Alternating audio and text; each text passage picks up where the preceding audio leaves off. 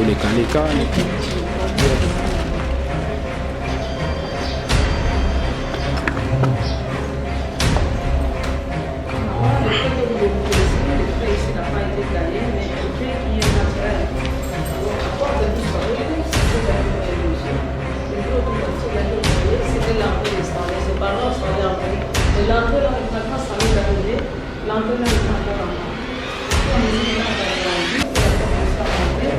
Raison par laquelle notre état peut donner chez les parents. Le protocole à l'intérieur n'a pas été taillé pour c'est détaillé, ça c'était par nous les cas pour nous. Monsieur, ça serait monsieur, son prénom John Roland, là-bas à côté, on est chanté. Il était orphelin à l'âge de 15 ans. Il avait quitté son père le frère, il était parti en Amérique. En arrivant à la Nouvelle-Orléans,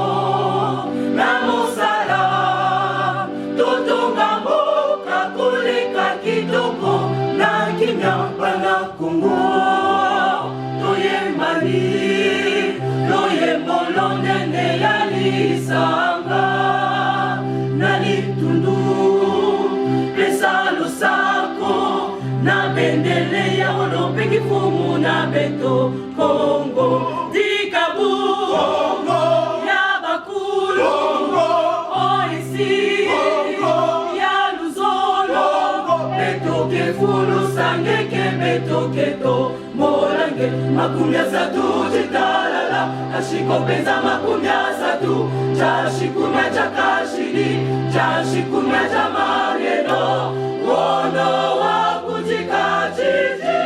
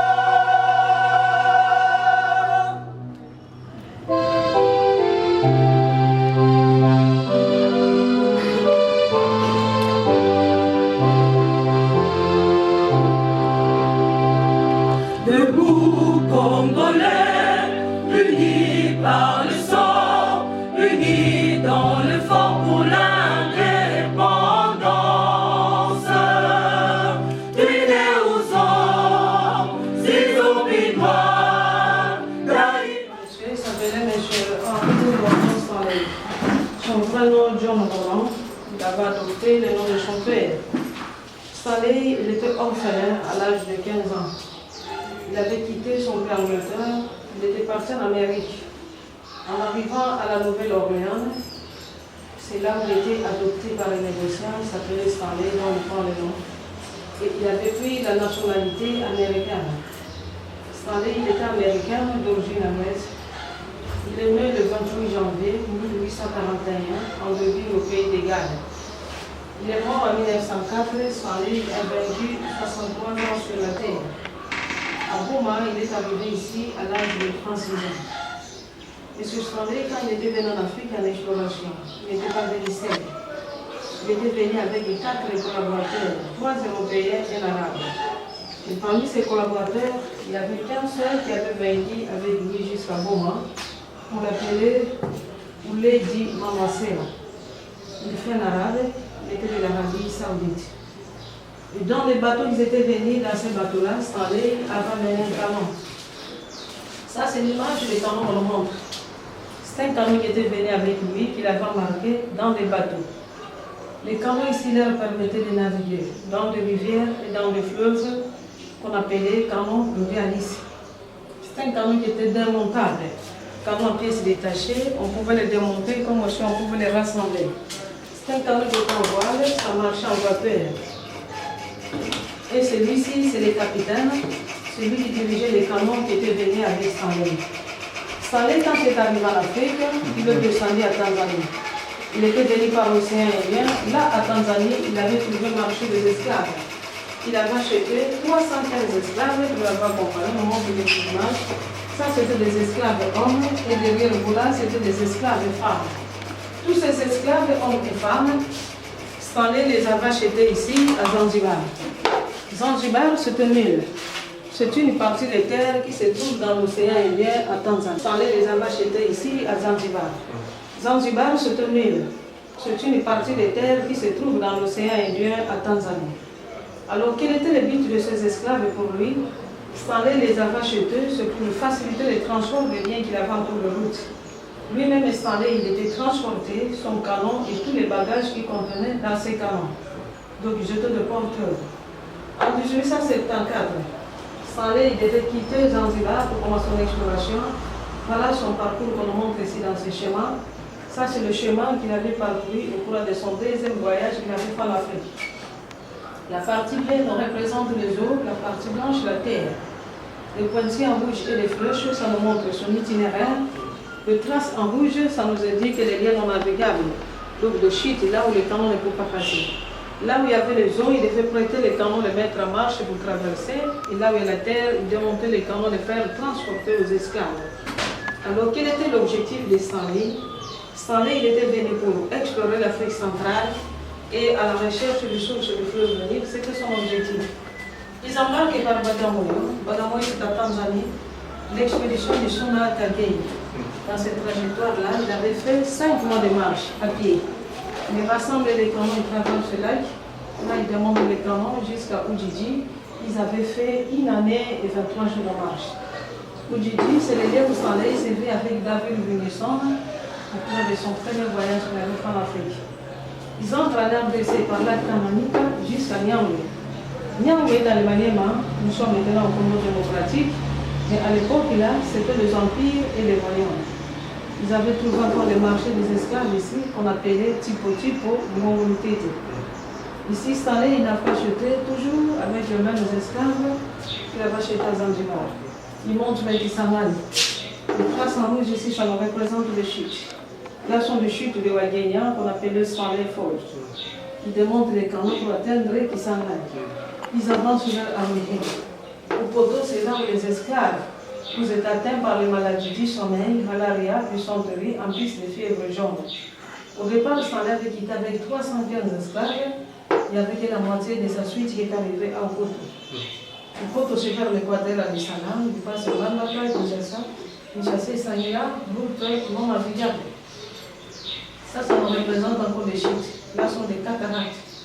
Beaucoup des esclaves qui étaient engloutis par les eaux, ils avaient démonté les canons, ils avaient prêté la route des Kalanga jusqu'à Matadi. En arrivant à Matadi, ils avaient mis leur canon en marche et ils ont venu attendre Goma avec 114 esclaves. Sur 315 esclaves qui sont allés racheter, il y avait 114 esclaves qui étaient arrivés avec lui. Les 114 esclaves-là, c'était hommes, femmes, enfants et bébés. Tout au long de leur voyage, il y avait une naissance en cours de route. Entre eux et les esclaves, ils avaient fini de mettre les enfants en cours de route. Alors de Zanzibar jusqu'à Boma, de l'est à l'ouest, ils avaient fait 999 jours de marche. Ce qui fait presque 3 ans. Stanley est arrivé à Boma le 9 août 1876. Quand Stanley est arrivé à Boma, à l'époque, la ville n'existait pas. Il n'y avait pas de port, il n'y avait pas de macadam. Tout ce que nous voyons, ça n'existait pas, c'était la forêt. Les eaux du fleuve, même que nous voyons plus loin, arrivaient jusqu'au niveau des larmes. Donc l'arbre ici était à quelques 10 mètres du fleuve.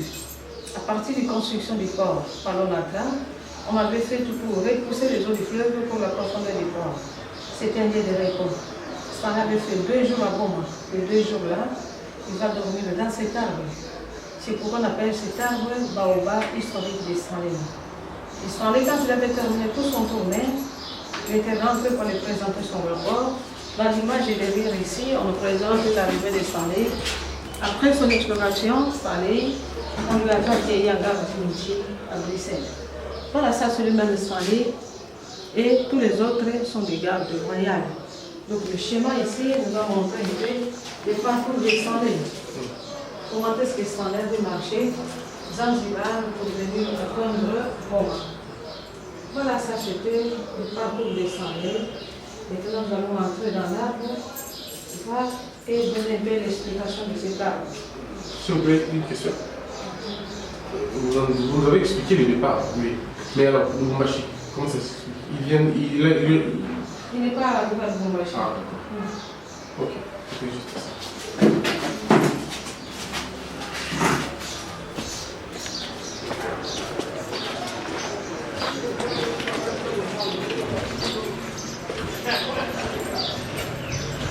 Voilà, nous sommes devant l'arbre qu'on appelle le baobab. Le baobab en question, il y en a 2 espèces de baobab ici. Il y a le baobab creux et il y a le baobab plein. Le baobab creux. Le protocole de couvert à l'intérieur n'a pas été taillé, mais le fait qu'il est national. La porte ici, elle est taillée, ça c'est fait par nous, l'État congolais, c'est pour permettre aux gens d'entrer. Maintenant, nous allons entrer à l'intérieur du baobab, vous allez découvrir la porte d'une autre porte. La porte de Stanley se trouve maintenant au-dessus. Et quand Stanley est arrivé à l'époque, cette porte-là était encore en bas. Et puis on a mesure que l'arbre a poussé et la porte aussi a monté. Donc les baobabs sont des arbres qui vivent très longtemps, sont des arbres qui peuvent faire 1000 ans en plus. Comme celle-ci, c'est un arbre qui totalise plus ou moins 7 siècles. 700 ans. Alors les baobabs sont des espèces qui sont très rares dans le monde. En RDC, nous n'avons qu'un seul baobab, précisément que celle-ci à Boma. Mais selon les recherches en Afrique centrale, à l'île de Gorée au Sénégal, il y a aussi un baobab, mais celle-là n'est pas historique. Celles sont encore dans l'histoire parce que notre explorateur, pendant son passage à Boma, il avait fait ça pour donner pour lui la vie. Alors les baobabs sont des espèces qui ne grandissent pas tellement, mais souvent ça part en largeur. Les plains souvent sont des espèces qui partent même sans longueur. Et 100 ans, 200 ans, ça peut tomber, ça peut trouver sur ça tombe facilement. Les baobabs, quand on parle souvent en largeur, ils peuvent vivre 1000 ans en plus. En Afrique, nous n'avons que ça.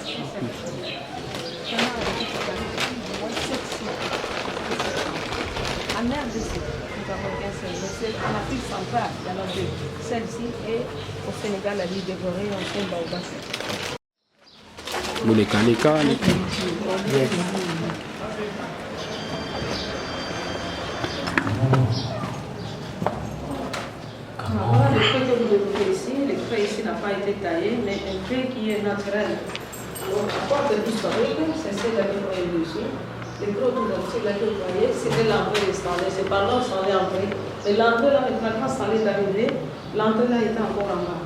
Au fur et à mesure que l'arbre a grandi et la porte aussi a monté, raison par laquelle notre État peut permettre celle-ci. Celle-ci est adaptée.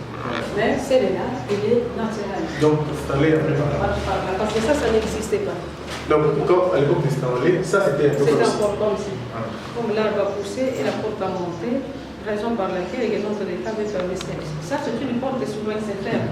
Souvent, quand l'arbre grossit, cette porte ici, ça se rétrécit.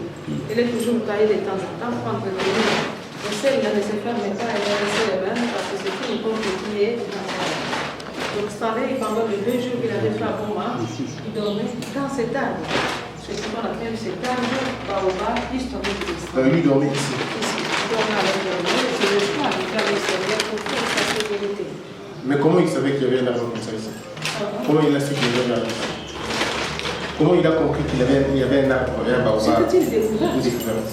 Ils étaient fatigués du voyage et en arrivant ici, ils devaient chercher un endroit pour se reposer, chercher quelque chose à manger. Il est descendu au bord de son canon, il a commencé à faire le tas d'humilier et il viendra découvrir cet arbre. Comme l'arbre était déjà prêt à l'intérieur, ça lui avait servi comme une maison. Parce qu'à l'époque, il n'y avait pas la ville Boma n'existait pas. Il y avait tout simplement une petite village qui était à peu près à 3 km d'ici, c'est là où habitaient les autochtones. Parce que lui, il suivait toujours les autres parce qu'il était sa mission à explorer les pays et de chercher les sources du fleuve. Donc il suivait, c'était hasard. Merci beaucoup.